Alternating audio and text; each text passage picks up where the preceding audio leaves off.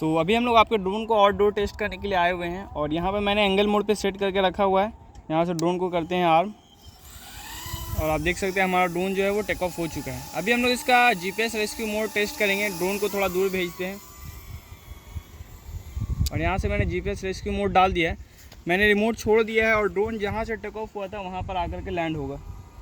तो रिमोट मैं यहाँ नीचे रख दे रहा हूँ।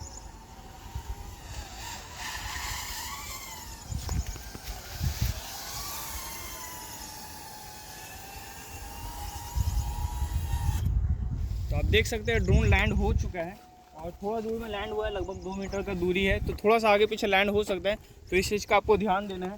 दोबारा से टेक ऑफ करने के लिए आपको डिसआर्म करना है, GPS रेस्क्यू मोड ऑफ करना है और फिर आप इसको टेक ऑफ कर सकते हैं।